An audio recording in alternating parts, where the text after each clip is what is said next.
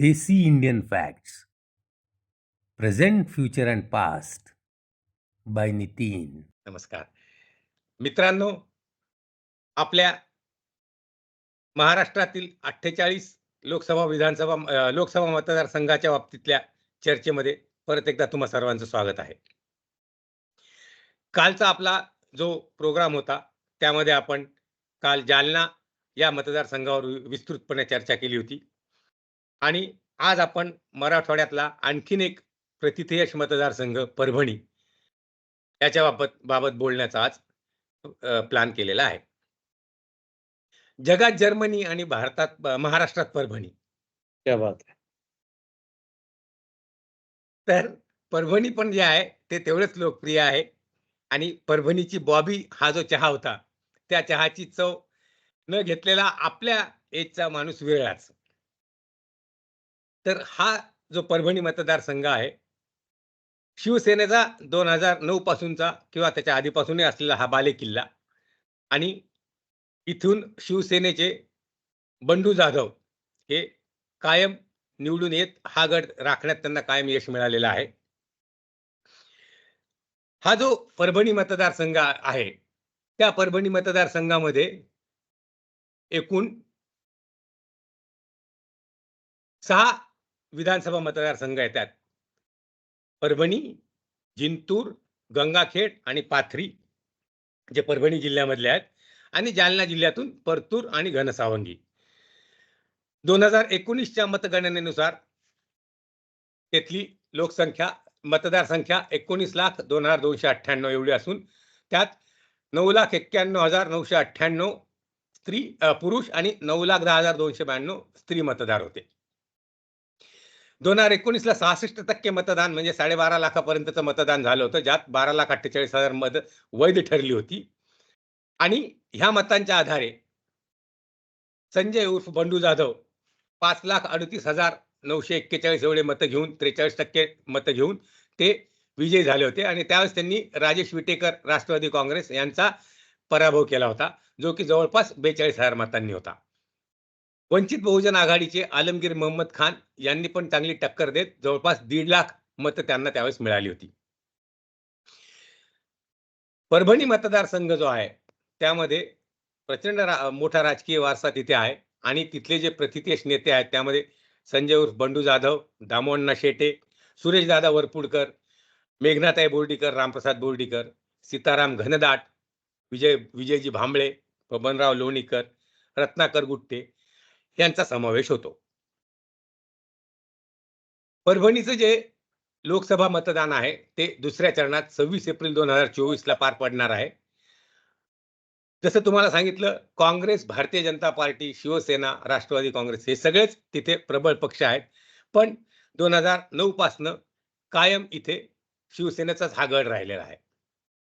शेती मुख्य व्यवसाय असलेला परभणी जिल्हा कापूस, सोयाबीन आणि ऊस ही मुख्य पिके घेतो आणि त्या व्यतिरिक्त तिथे लघु उद्योग हे आणि स्थानिक अर्थव्यवस्थेमध्ये योगदान देतात.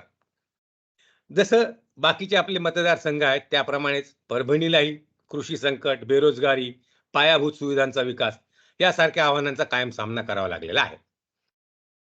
2024 साठी उमेदवार जे आहेत त्यांची यादी जाहीर करण्यात आलेली आहे. शिवसेना उद्धव ठाकरे गटाने अर्थात महाविकास आघाडीने परत एकदा संजय उर्फ बंडू जाधव यांच्यावरतीच आपला विश्वास दर्शवला आहे. महायुतीतर्फे महादेव जानकर हे मैदानात आहेत. महादेव जानकर जे आहेत त्यांनी सुरुवातीला महाविकास आघाडीकडून निवडणूक लढवण्याचा निर्णय घेतला होता आणि त्यानुसार त्यांनी शरद पवार साहेबांची भेट सुद्धा घेतली होती. पण त्यामध्ये मतैक्य होऊ शकले नाही आणि सरतेशेवटी त्यांनी महायुतीकडून निवडणूक लढवण्याचा निर्धार केला आणि महायुतीकडून त्यांना तिकीट पण मिळालेलं आहे. त्या व्यतिरिक्त वंचित बहुजन आघाडीतर्फे पंजाबराव ढग हे देखील मैदानात आहेत आणि बहुतेक AIMIM, CPI आणि बहुजन समाजवादी पार्टी यांचे देखील उमेदवार तिथे असणार. तर हा जर ओव्हरऑल सिनेरिओ बघता कोण ह्याच्यामध्ये बाजी मारेल, उद्धव ठाकरे यांचा गट परत हे गड राखण्यामध्ये यशस्वी होईल का आणि पक्षीय बलाबल आणि जे उमेदवार आहेत ते त्यातलं कोण प्रबळ आहे, काय कच्चे दुवे आहेत यावर आज चर्चा करूयात आपण. आणि ह्या चर्चेमध्ये आपल्याकडे आज आपण तानाजी देशमुखांना आमंत्रित केलेलं आहे. नमस्कार. शिरीष राखे आहेत आणि आपल्याबरोबर अविनाश खेकाळे सुद्धा आज आलेले आहेत. अविनाश माऊली, नमस्कार. जय महाराष्ट्र. नमस्कार. जय महाराष्ट्र. तर नेहमीप्रमाणे तानाजी माऊलींबरोबर सुरुवात करतो. तानाजी माऊली, काय राजकीय परिस्थिती काय म्हणतीये? शक्यता काय वाटते बंडू जाधवांची परत येण्याची? यावेळेस परभणी लोकसभा मतदारसंघामध्ये सन्माननीय संजय जाधव उर्फ बंडू बॉस, जे की आमचे खास जिवलग मित्र आहेत, फार दिवसापासून परळीमध्ये क्रिकेट खेळण्यासाठी सुद्धा येत होते. तेव्हापासून त्यांचा परिचय आहे. ते कमीत कमी म्हणजे आपल्या मराठवाड्यामध्ये सर्वात जास्त मताधिक्यानं येणारी जागा ही सन्माननीय बंडू बॉसची असेल. ते कमीत कमी 2 ते 2.5 लाख मताच्या फरकानं निवडून येतील. मागच्या वेळेस 45 न आलते, पण यावेळेस मिनिमम 2 लाखापेक्षा जास्त मताने ते निवडून येतील. बर. शिरीष माऊली, तुमचा होरा सांगा. हॅलो. हां. नाही, माझं आकलन असं आहे, की ही जी लढत आहे ती अतिशय चुरशीची लढत होणार आहे. कारण राष्ट्रीय समाज पक्षाचे अध्यक्ष स्वतः जानकर, महादेव जानकर हे उभे आहेत आणि त्यांच्या विरुद्ध बंडू शिवसेना उद्धव गटाचे. तर माझा म्हणायचा उद्देश हा आहे, की बंडू जाधव यांची लीड ही सातत्याने कमी होत चालली आहे मागच्या 2 टर्म पासून. म्हणजे अगोदर मागच्या वेळेस जवळपास 42,000 ते निवडून आले होते.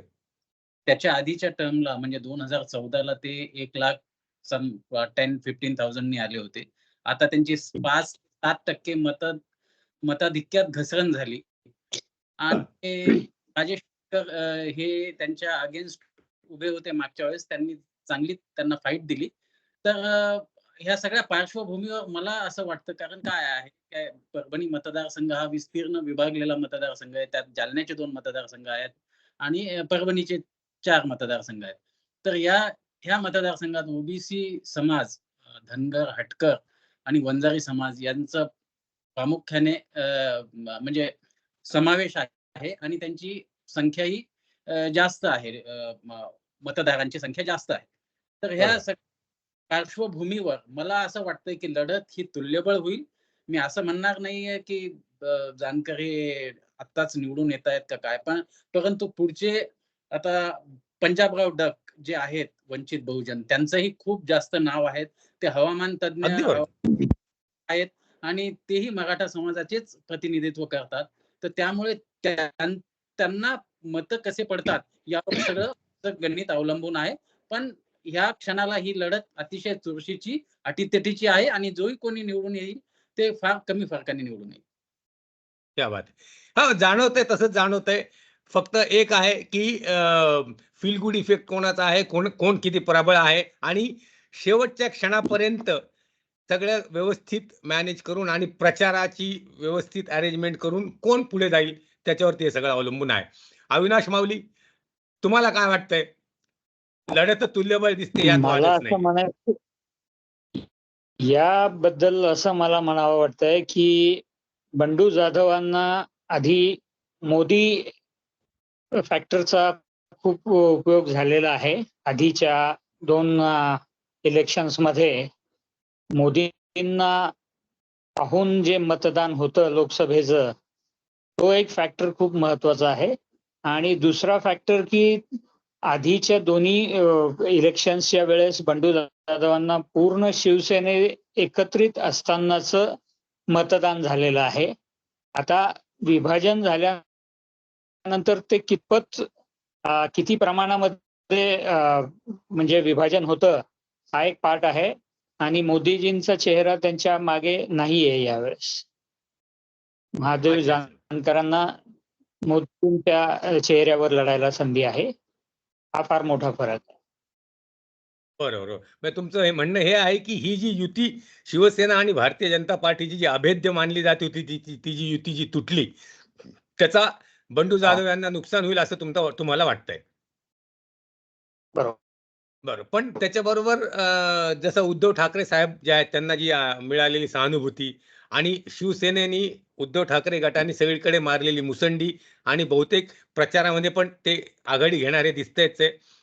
त्याचबरोबर राष्ट्रवादी काँग्रेस, शरद पवार यांची असलेली बॅकिंग आणि काँग्रेस या तिन्ही पक्षांचं बलाबल बघता आपल्याला जे वाटतंय की लढत चुरशीचीच होईल. तानाजी माऊली, जातीचा फॅक्टर काय? मग नितीन माऊली मी थोडं दुरुस्त करतो शिरीष माऊलीच्या आणि अविनाश माऊलींच्या म्हणजे ह्या स्पष्टीकरणावर, की मागच्या वेळेस सन्माननीय राजेश विटेकर हे खूप स्ट्रॉंग कॅन्डिडेट होते आणि विशेषतः मराठा होते. आणि त्यांना त्या काळामध्ये म्हणजे जालना जिल्ह्यातला राजेश टोपेंचा जो एरिया आहे घनसावंगी असो आणि काही भागामध्ये त्यांना खूप सपोर्ट मिळाला होता. आणि स्वतः मराठा असल्यामुळं आणि प्लस त्यावेळेसची ही हिंदूवादी विचारसरणीचे म्हणजे मोदी च्या पाठिंब्यावर होते संजय जाधव. बरोबर. त्यावेळेस त्यांना जे न मिळालेलं मुस्लिम मतदान हं. आता आता संजय जाधवांचे प्रचार दौरे चालू आहेत. स्वतः आज परभणीमध्ये त्यांनी ईद निमित्त त्यांच्या शुभेच्छासाठी तर सर्वात जास्त मुस्लिम लोक म्हणजे बंडू बॉसला भेटले. आणि विशेष म्हणजे आता उमेदवार समोरचा जो पंजाब डक आहे तो आता हवामान तज्ञ त्याच्यावर सारखे फेसबुकवर वगैरे येत आहेत, की काही त्याला विशेष जे राजेश विटेकरांची जी पॉवर होती, विटेकर म्हणजे उत्तमराव विटेकरांचे चिरंजीव चिरंजीव. हो. आणि जिल्हा जिल्हा परिषदेचे अध्यक्ष होते ते. बरोबर. परभणी जिल्हा परिषदेचे आणि आमच्या बरं. सोनपेठ तालुक्यामधले तिन्ही जिल्हा परिषद सर्कलमध्ये त्यांचं खूप होल्ड आहे. आमच्या जवळच म्हणजे शेताच्या जवळचा एरिया आहे तो. बरोबर, बरोबर. ते राजेश विटेकरच्या मुकाबल्यामध्ये जानकर साहेब अतिशय नगण्य आहेत. म्हणजे इव्हन हीच परिस्थिती आहे, की कुठलाही पूर्ण परभणी जिल्ह्यातला मराठा जानकर साहेबांना मतदान करणार नाही, ही वस्तुस्थिती आहे. कारण त्यांनी मराठा आरक्षणाला खूप तीव्र विरोध केल्यामुळं. आणि शिरीष माऊली म्हणलीत, की हटकर वंजारी समाजांचं वर्चस्व हे फक्त आणि फक्त गंगाखेड तालुक्यातल्या पालम भागामध्ये काही ठिकाणी आहेत ते. आणि ते सुद्धा प्रमाण म्हणजे neck to neck Maratha Vanjari असंच आहे. त्यामुळं त्या मताचा काहीही विशेष जाणकारांच्या म्हणजे मताधिक्यात फरक पडणार नाही. आणि खूप मोठ्या मताधिक्यानं संजय जाधव निवडून येतील. आणि विशेष म्हणजे यावेळेस आता राजेश टोपे त्यांच्या सोबत आहेत. मुस्लिम समाज सोबत आहे आणि एकही सक्षम मराठा विरोधात नसल्यामुळं संजय जाधवची एवढी जमेची बाजू आहे, की म्हणजे लीडच्या बाबतीत कॉन्फिडन्सली कुणी आता परिसरामध्ये पैजा लावायला तयार आहेत. ते की खूप मोठ्या मताधिक्याने निवडून येतील. शिरीष माऊली, मी ज्यावेळेस प्रस्तावना करताना सांगितलं होतं, की एआयएमआयएम राहणार आहे, वंचित आहे, सीपीआय येणार आहे, बहुजन समाजवादी पार्टी येणार आहे. मागच्या वेळेस 40 ते 41,000च्या फरकाने बंडू जाधव साहेब निवडून आलेले होते. आणि अविनाश माऊली जसं म्हणले, की त्याच्याबरोबर मोदी फॅक्टर हा सुद्धा एक होता. आता ही जी बदललेली परिस्थिती पाहताय आणि एआयएमआयएम आणि हे सगळे जे उमेदवार उभे करणार आहेत हे पाहताय. त्या त्या अनुषंगाने काय वाटतं? हां, हे बघा माझं म्हणणं क्लिअर आहे. जसं तानाजी माऊलींनी सांगितलं तर धनगर, हटकर आणि वंजारी हे 3 समाज जे आहेत ते गंगाखेड आणि जिंतूर या तालुक्यांमध्ये खूप मोठ्या प्रमाणात आहे नंबर 1. नंबर 2 सांगितलं मी त्यांच्या मताची सहमत आहे, की त्यांना मराठा आरक्षणाला म्हणजे ओबीसीला त्यांनी प्रो ओबीसी जास्त स्टँड घेतल्यामुळे मराठा वोटिंग त्या मानाने त्यांना पडणार नाही किंवा कमी पडेल. बरोबर. परंतु त्या दृष्टीने त्यांच्या दुसरी जमेची बाजू ही आहे, की राजेश विटेकर हे स्ट्रॉंगली पहिल्या दिवसापासून ज्यावेळेस त्यांची उमेदवारी डिक्लेअर झाली, तेव्हापासून ते सोबत आहेत. चांगलं आहे. ही गोष्ट पाथरी मतदारसंघाचे आमदार सुरेश वरपुडकर आहेत. हं, पण तिथं हं. मोहन फड आणि बाबाजानी दुर्राणी हे दोन्हीही मतांची जर बेरीज केली, तर ते पाथरीत पण लीड घेऊ शकतात. गंगाखेड ऑलरेडी रत्नाकर गुट्टे आणि मधुसूदन केंद्रे हे एकत्र झालेले आहेत. त्यामुळे त्यांची लीड पुन्हा तिथेही वाढू शकते. जिंतूरमध्ये मेघनाताई बोर्डीकर आहेत आणि त्याशिवाय वंजारी समाजाचं प्राबल्य आहे तर तिथेही त्यांना लीड होऊ शकते. परभणीमध्ये पर्टिक्युलरली त्यांची लीड कमी होऊ शकते. बंडू जाधवांना परभणीत लीड, परभणी शहरात बंडू जाधवांना लीड मिळू शकते. त्याबद्दल मी सहमत आहे. परतू आणि घनसावंगी, परतू विधानसभा मतदारसंघ बबनराव लोणीकरांकडे आहे. ते बरोबर. परंतु त्यांची उमेदवारी डिक्लेअर होताना भाजप आणि राष्ट्रवादी विटेकर म्हणजे अजित पवार गट यांनी विरोध केल्यामुळे आता भाजपचा कसा सपोर्ट मिळतो ह्या उमेदवारीला त्याच्यावर आणि मराठा आरक्षणाचा मुद्दा यावर बऱ्याचशा गोष्टी अवलंबून आहेत. परंतु पंजाबराव डक हे एवढे ग्रामीण भागात त्यांना प्रत्येक शेतकरी प्रत्येक लोक त्यांना ओळखतात. त्यामुळे त्यांची उमेदवारी आधी बाबासाहेब उगले म्हणून बहुजन BS वंचितची उमेदवारी जाहीर झाली होती. पण बाबासाहेब उगले डावलून पंजाबराव डकला उमेदवारी देण्यात आली. यातच सगळं आलं. पंजाबराव डक हे पोटेन्शियल कॅन्डिडेट आहेत आणि ते बरेचसे मतं घेऊ शकतात. तर ह्या सगळ्या गोष्टींचा सारासार विचार केला तरी मी माझं सांगणं हेच आहे की लढत अटीतटीची आहे आणि त्यात एज जाणकारांनाच मिळायची शक्यता आहे कारण या सगळ्या फॅक्टर्समुळे. बरं. अविनाश माऊली, एकनाथ शिंदे साहेब, अजितदादा पवार आणि फडणवीस साहेब एकत्र येऊन ही जी महायुती फॉर्म झालेली आहे, या महायुतीचा या निवडणुकीवर आणि महायुतीवरती त्यांच्या जानकर साहेबांच्या उमेदवारीवरती काही परिणाम होईल? पॉझिटिव्ह होईल की निगेटिव्ह होईल? कारण की काल जसं आपण बोललो होतो, पॉझिटिव्ह होणार, पॉझिटिव्ह. कारण मोदी साहेबांचा चेहरा आणि 3 राज्यातल्या 3 मोठ्या नेत्यांचा सपोर्ट हे एकत्रित केल्यावर महादेव जानकरांना ओबीसी वोटिंग वगैरे हा सगळा सपोर्ट पाहून डेफिनेटली खूप मोठा बेनिफिट आहे. अटीतटीच्या या निवडणुकीमध्ये महादेव जानकरांना 50,000 हजाराचं 60,000चं बेनिफिट मिळू शकेल. बरं, त्यांना लीड मिळेल असं तुम्हाला वाटतंय? हे जे जरांगे साहेबांचं आंदोलन जे आहे, विशेषतः मराठवाड्यावरती याचा प्रचंड प्रभाव आहे. आणि काल आपण बोलताना म्हणलो होतो की जालना जे आहे ते उगमस्थान जे आहे ते जालनाच होतं. तर परभणी, जालना, नांदेड, औरंगाबाद ही सगळी मराठवाड्यातली एकच केंद्र असलेली मतदारसंघ आहेत.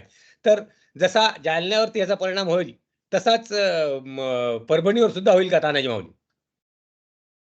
नितीन माऊली, तुम्ही जे आता म्हणजे राजेश विटेकरांनी खूप म्हणजे फॉर्म मध्ये प्रचार करायला चालू केलाय असं शिरीष माऊली जे म्हणाले, हो. तर पूर्ण राजेश विटेकरांचे कमीत कमी आता ऑनलाईन काही तुम्हाला सांगता येणार नाही, पण 100 मित्रांना मी उद्या सकाळी शिरीष माऊलीला लाईनवर घेईल. ते राजेश विटेकर साठी प्रचार करतील, पण जानकर साठी 1% प्रचार करणार नाहीत. ही वस्तुस्थिती आहे आणि तोच प्रॉब्लेम आहे. आणि जर राजेश विटेकरनं जानकरचा जर प्रचार चालू केला म्हणजे खूप मनातून, तर त्यांचं पॉलिटिकल करिअर धोक्यात येईल एवढी म्हणजे विदारक परिस्थिती सोनपेठ तालुक्यात आहे. त्यांना जिल्हा परिषदला निवडून येणं सुद्धा अवघड होईल. कारण ज्या लोकांनी मराठा आरक्षणाला विरोध केला त्या लोकांना जर राजेश विटेकर सपोर्ट करत असतील तर त्यांचं पॉलिटिकल करिअर बर्बाद होईल एवढी वाईट अवस्था म्हणजे सोनपेठ तालुक्यात आहे. त्यामुळं म्हणजे वरवर नुसतं अजितदादा आले आणि खुर्चीवर बसल्यानंतर राजेश विटेकरांचा सपोर्ट आहे, ह्यांचा सपोर्ट आहे. शिरीष माऊली, ही वस्तुस्थिती नाहीये आपल्या मराठवाड्यातल्या ग्राउंड रियालिटीची. तर तुम्ही एकदा चक्कर मारा आणि हेच आहे की जरांगे पाटलांच्या आंदोलनाचाच खूप मोठा इम्पॅक्ट आपल्या मराठवाड्यातल्या पूर्ण लोकसभा निवडणुकीवर होणार आहे. आणि म्हणूनच मी वारंवार भारतीय जनता पार्टीला जे म्हणजे सेटबॅक बसणार आहे त्याचं कारणच हे आहे की मराठा आंदोलनाचं तीव्रता आणि त्यांच्यावर म्हणजे मतदानावर होणारा दुष्परिणाम हे गोष्टी खूप मोठ्या म्हणजे भारतीय जनता पार्टीसाठी म्हणजे मायनस मधल्या ठरतील असं वाटतंय. अच्छा. हा. तर शिरीष माऊली, एक 2-3 मुद्दे आहेत. जसं की मराठा आरक्षण हा एक मुद्दा आहे. ज्वलंत मुद्दा आहेच आहे. त्यानंतर हे जे पक्ष फोडाफोडी झाली होती तो एक मुद्दा आहे. उद्धव ठाकरे साहेबांना मिळालेली सहानुभूती हा एक मुद्दा आहे. बंडू जाधव यांचं तिथलं असलेलं कार्य आणि त्यांची तिथली असलेली लोकप्रियता आणि त्यांना असलेलं बॅकिंग हा एक मुद्दा आहे. आणि ह्या सगळ्यांच्या वर महाविकास आघाडी जी तयार झालेली आहे, काँग्रेस, राष्ट्रवादी काँग्रेस आणि शिवसेना उद्धव ठाकरे गट.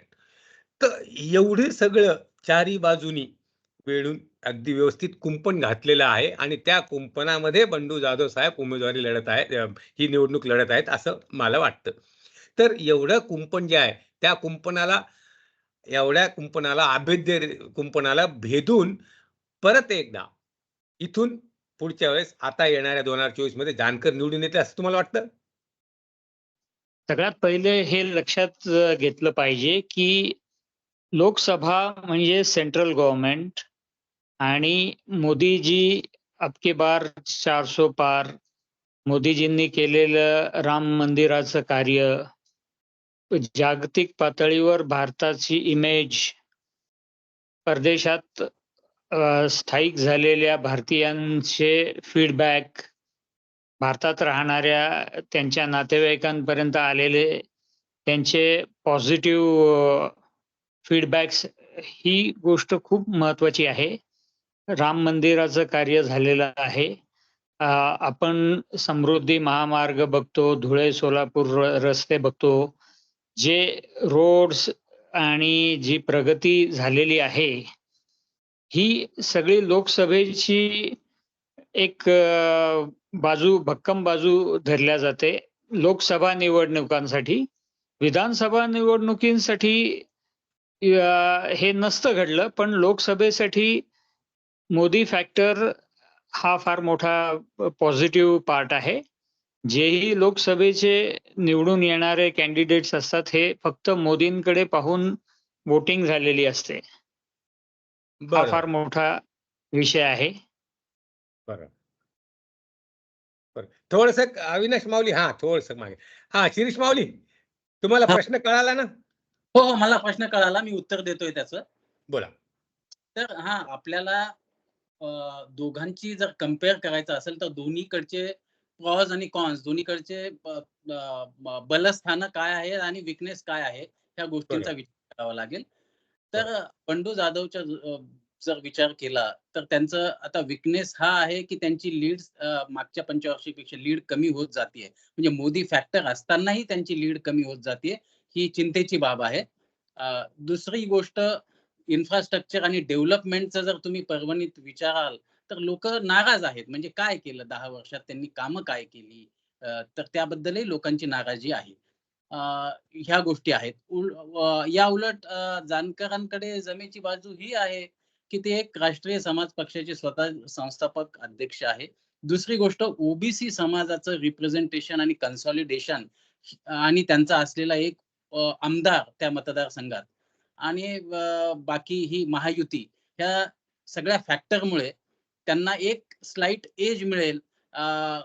पाटी कोरी आहे, राष्ट्रीय पक्षाचे अध्यक्ष आहेत, आधी मंत्री म्हणून काम केलेलं आहे, व्हिजन आहे, म्हणजे ह्या आणि स्वतः इंजिनियर आहेत व्यवसायाने, शिक्षणाने. तर ह्या गोष्टींचा एक लोक वेगळा विचार करू शकतील. ही एक त्यांच्या बाजूची जमेची बाजू आहे असं मला वाटतं.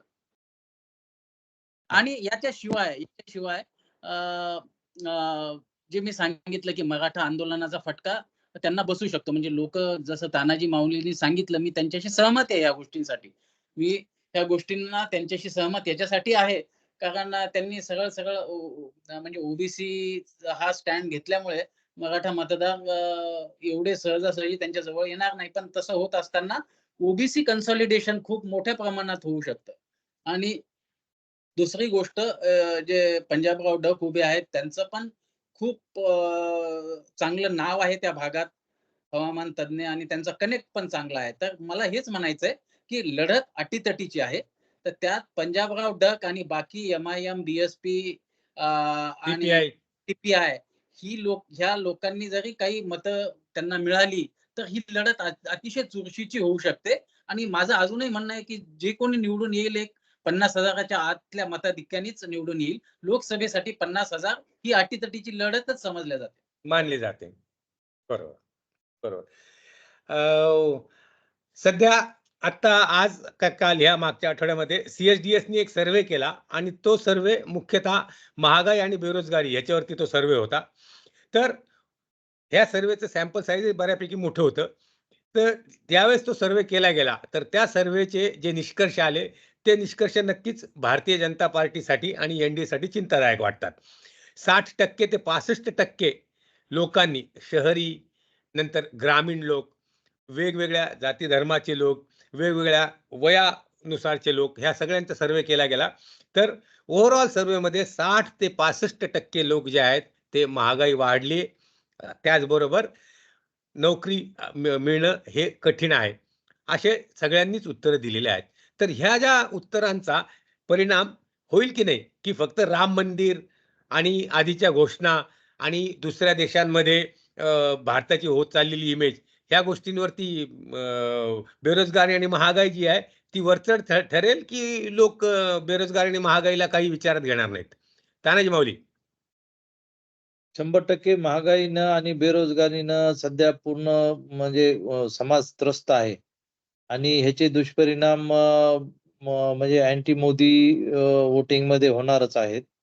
आणि जरी तुम्ही आता सॅम्पल सर्व्हेचा म्हणजे बऱ्याच प्रमाणात आधार घेतला, तर हीच परिस्थिती आहे की महागाईमुळं जनता त्रस्त आहे आणि ह्या ज्या गोष्टी राम मंदिरापेक्षाही महागाईवर सध्या म्हणजे अँटी मोदी प्रचारामध्ये सर्वच विरोधी पक्ष भर देत आहेत. तर निश्चितच या गोष्टीचा मतदानावर परिणाम होईल आणि महागाईमुळं लोक थोडे या चालू सरकारवर कंटाळलेले दिसत आहेत, असं माझं एक प्राथमिक अंदाज आहे. अविनाश माऊली, काय वाटतंय तुम्हाला? मोदी जी और राम मंदिर या बेरोजगारी और महंगाई? मोदी जी और राम मंदिर. क्या बात है! कारण दुसरं त्यांचं अपोजिशन त्याच्यापेक्षा चांगलं रोजगार किंवा महागाई थांबवण्याच्या कॅपॅसिटीचं वाटलं असतं तर हा विषय जास्त वर आला असता. पण मोदी आहेत तेच काहीतरी करू शकतील अशा मताचे सगळे लोक आहेत. तेच याला सोल्युशन चांगलं देऊ शकतील. दुसरं येणारं कोणी तिथे असं नाहीये. असा अटीतटीचा सामना किंवा अटीतटीचं कोणी लोकसभेमध्ये म्हणजे पुढे येऊन चांगलं सरकार देईल आणि बेरोजगारी किंवा महागाई थांबवू शकेल असं असं काहीच चित्र नाही. अच्छा, म्हणजे एवढं सगळं झालं, एवढं सगळं घडतंय, तरी लोकांचा विश्वास शेवटी मोदींवर असेल, की मोदी नाही तो और कौन? येस, बरोबर, बिलकुल. शेष माऊली, काय वाटतंय? नाही, मी कालही बोललो होतो, की काय आहे, की भारत हा सगळ्यात तरुण देश आहे. त्यामुळे सध्या ज्या काळात हे 10 वर्षांपासून आपल्याकडे तरुणांची संख्या जास्त आहे आणि ऑब्व्हियसली नोकऱ्यांचं प्रमाण कमी होत चाललंय. ही एक नंबर 1. नंबर 2, विषय असा आहे, की कुठलंही गव्हर्नमेंट असेल आणि ह्या परिस्थितीत आपण असं अझ्युम करूया, की नॉन NDA गव्हर्नमेंट आहे. तर त्यांचीही परिस्थिती ह्या काळात तशीच झाली असती. तर विषय म्हणजे थोडक्यात काय, की आता ह्या दिलेल्या परिस्थितीत आपल्याला काय करता येऊ शकतं? आता नवीन स्टार्टअप करणे किंवा हा जो प्रकार आहे किंवा आपण सेल्फ सफिशियंट होणे, स्वयंरोजगारकडे जाणे, ह्या गोष्टीवर भर देण्याचा यांनी प्रयत्न केला. म्हणजे थोडक्यात मला हे म्हणायचंय, की ह्या परिस्थितीचा तेवढा इम्पॅक्ट नाही पडणार अ, ह्या जो की सगळ्या जो ह्या की सगळ्या म्हणजे निकालाला बदलू शकेल एवढा इम्पॅक्ट नाही पडणार असं एवढा वाटतंय. impact नाही. कारण काय आहे, की लोकांनाही कळतं, की कुठलंही शासन एवढ्या नोकऱ्या कोणी उपलब्ध करून देऊ शकत नाही. वास्तविकतेलाही आपल्याला प्राधान्य दिलंच पाहिजे. आज ठीक आहे, आपण आज अझ्युम करूया, की NDA गेलं आणि UPA आलं. 5 वर्षांनी ना आपण ह्याच गोष्टी बोलणार आहेत, की अजून जास्त हे वाढली, बेरोजगारी वाढली, महागाई वाढली. यात ग्लोबल रिसेशनही कॉन्ट्रिब्युटर असतो. तर ह्या सगळ्या बाबींचा विचार केला, तर सारासार विचार केल्यावर आपण एक रॅशनल स्टँड घ्यायचा प्रयत्न केला, तर मला असं वाटतं, की ह्या बाबींचा तेवढासा परिणाम होणार नाही. म्हणजे ओव्हरऑल जे आहे ते हा मुद्दा जरी उचलून धरलेला आहे विरोधी पक्षांनी, तरी एक रोड मॅप कुठे काही दिसत नाहीये की how to deal with this. Correct correct correct. Okay. केंद्र सरकारच्या योजना आणि राज्य सरकारच्या ज्या योजना आहेत त्या कार्यान्वित करण्यामध्ये कितपत यश आलेलं आहे ग्राउंड लेवलवरती, आणि त्याचा काय केंद्र सरकारच्या योजनांचा वगैरे काही फायदा होताना दिसतोय का महाराष्ट्रात, मराठवाड्यात आणि परभणीमध्ये? तानाजी माऊली. एवढं आहे की केंद्र सरकारच्या ज्या योजना ज्या आहेत, तुमच्या स्वच्छता मिशन असेल किंवा घरकुल योजना असेल किंवा म्हणजे मोफत रेशनवर अन्नधान्य वाटप असेल किंवा सिलेंडरच्या बाबतीतली जी उज्ज्वला सबसिडी आहे, याचा लाभ समाजातील सर्व घटकांना मिळालेला आहे. आणि भारतीय जनता पार्टीच्या कार्यकर्त्यांना आणि प्रचारकांना स्ट्रिक्ट वॉर्निंग तीच आहे, की तुम्ही ज्या केंद्र सरकारने दिलेल्या खूप साऱ्या योजना ज्या आहेत, त्या कशा सर्व लोकांपर्यंत पोहोचल्या आणि किती लाभदायक आहेत, या सांगण्याची जिम्मेदारी आता कार्यकर्त्यांची आणि त्यांच्या फील्डवरच्या कार्यकर्त्यांची आहे. तर ह्या निश्चितच योजनेचा समाजातील सर्व घटकांना फायदा झालेला आहे आणि विशेषतः मुस्लिम समाजांना सुद्धा केंद्र सरकारच्या सर्व योजनांचा फुल फायदा झालेला आहे, असं एकंदरीत ग्राउंड दिसतंय. दिसतंय. बरोबर, बरोबर. तर आपलं जे आजचं जे बोलणं झालं त्यानुसार तुल्यबळ लढत दिसते, ह्याच्यात काही वादच नाहीये. बंडू जाधव त्यांच्या मागच्या 2 वेळेसची असलेली त्यांची टर्म, त्याबरोबरच त्यांच्याबरोबर उद्धव ठाकरे साहेब, शरद पवार साहेब आणि काँग्रेस या तिघांची असलेली महाविकास आघाडी. ग्राउंड लेव्हलवर नक्कीच त्यांचा जो कनेक्ट आहे त्याचा फायदा. दुसरीकडे जानकर साहेब जे आहेत, जानकर साहेब त्यांचा पण लोकप्रियता, त्यांना तिथून मिळणारी बॅकिंग, त्याचबरोबर त्यांना महायुती ॲज वेल ॲज मोदी फॅक्टर, या सगळ्या गोष्टी त्यांच्या मागे. आणि पंजाबराव ढग साहेब जे आहेत त्यांच्या मागे वंचित आणि प्रकाश आंबेडकर यांची पॉवर आणि त्यांची सुद्धा लोकप्रियता, ग्राउंड लेव्हलवर असलेलं त्यांचं कनेक्शन, हे सगळं पाहता, तिन्ही उमेदवारांचं बलाबल पाहता तिघही तुल्यबळ आहेत, यात काही वादच नाही. या व्यतिरिक्त AIMIM, CPI आणि बहुजन समाजवादी पार्टी ह्या तिघांनी जर का त्यांचे उमेदवारी उभे राहिले, तर ह्या सगळ्या गोष्टींचा विपरीत परिणाम बंडू जाधव यांच्यावर होतो का? की सगळे जे मतदार आहेत ते बंडू जाधवांवरती विश्वास ठेवून एक गठ्ठा मतदान त्यांना करून त्यांना निवडून आणतील का? हे पाहणं अतिशय रंजक ठरेल. आणि जसं आपण दरवेळी सांगतो तसं आपण सगळ्या उमेदवारांना आपल्यातर्फे शुभेच्छा देऊ आणि आशा करूयात की महाराष्ट्रामध्ये जसं दरवेळेस हसत खेळत आणि अगदी पोषक वातावरणामध्ये निवडणुका पार पडतात, तशाच यावेळेस पार पडतील. आणि सर्वांना आपण शुभेच्छा देऊ आणि आजचा आपला हा जो कार्यक्रम आहे तो आपण इथे संपूयात. मित्रांनो, आमचे आधीचे व्हिडिओज आणि प्रोग्राम्स तुम्ही बघताय त्याबद्दल तुमचे अनेक धन्यवाद. असाच स्नेह आणि लोभ असू द्या आणि जे काही व्हिडिओज तुम्ही बघताल त्याच्यावरती कमेंट अवश्य करा, लाईक करा, आपल्या चॅनलला सबस्क्राईब करा. काही सूचना द्यायच्या असतील तर तुमच्या सूचनांचं स्वागत आहे. परत एकदा धन्यवाद. तानाजी जाता माऊली धन्यवाद. जाता गिरीश जाता माऊली धन्यवाद. अविनाश माऊली धन्यवाद. Desi Indian Facts. Present, Future and Past by Nitin.